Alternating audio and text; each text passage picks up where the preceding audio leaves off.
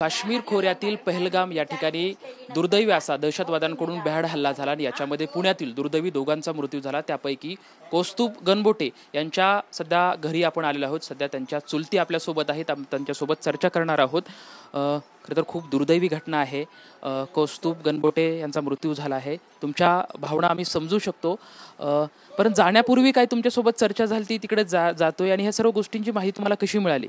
मला नंतर कळालं सर की तो तिकडं गावी गेलेला आहे म्हणून। ज्या टायमाला मला कळलं की बाबा तो बाहेर गावी असा हल्ला झाला पहलगामला, तर मला त्यावेळेस कळालं की बाबा त्याच्यावर हल्ला झालेला आहे, गोळीबार झालेला आहे। पण असं त्याला लागले हे मला कुणी सांगितलं नाही आहे, गोळीबार झालेला त्याच्यावर। हे सर्व घटना तुम्हाला मग सर्व कशी कळाली, समजली? आत्ता तर सकाळी थोडीशी कळली, काय झालं की लोकांनी मला सांगितलं असं असं झालंय, पण ते एंदोपास गेला हे नाही सांगितलं। माझा मोठा मला धाकट्या माझ्या मोठ्या सुनाचा फोन आला, कौस्तुभच्या बायकोचा, की अभिजित तो असं असं परदेशीनी आहे, ह्याला असं असं झालेलं आहे। मग माझा मुलगा, त्याच्या सासरा कुणाल म्हणजे त्यांचा मुलगा आणि ते जगदाळेचे भाऊ, असे चौघं मिळून विमानाने ते तिकडं गेलेत।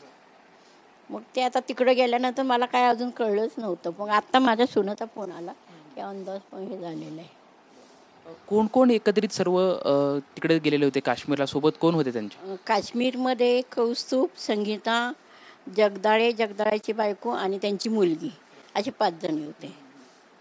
त्यांच्याशी शेवटचा संपर्क कधी झालेला होता तिकडे? संपर्क झालाच नाही आहे अजून, नाही झालाच नाही संपर्क। ते आता एवढ्यात तर गेलते ना, ते 2-3 दिवस तर झाले अजून, त्याच्यामुळं काय संपर्क। शनिवारी तर गेलते ते लोक। कौस्तुभ बद्दलच्या काय आठवणी झाल्या तुमच्या मनामध्ये आहेत? माझं डोळ्याचं ऑपरेशन झालं, त्यांनी मला इतकं त्रास दिली।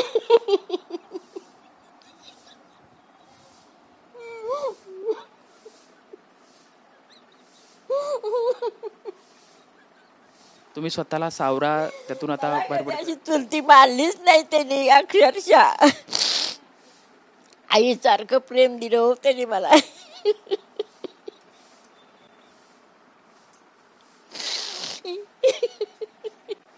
आता काही प्रशासनाने तुमच्यासोबत संपर्क साधलाय का? तुम्हाला काय कल्पना दिली, माहिती दिली?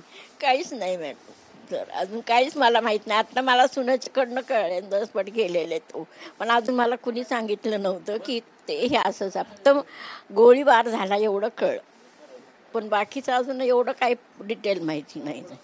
कारण काय असं आम्ही दोघं असल्यामुळं काय सांगणं पण थोडंसं कठीण होतं ना, एकदम हे होतं ना, वयस्कर असल्यामुळं, बाकी काही नाही। आता ह्या सर्व गोष्टी झाल्याच्या नंतर सुनेसोबत तुमचा काय चर्चा झाली त्यांच्यासोबत? नाही, काहीच नाही, फोनच लागत नाही तिकडं, फोनच लागत नाही अजून।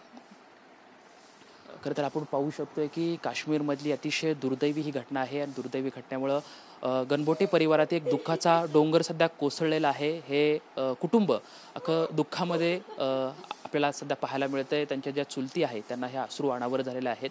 खरं तर यांना या दुःखातून सावरण्याची शक्ती मिळो हीच खरं तर आपल्या सर्वांची अपेक्षा आहे।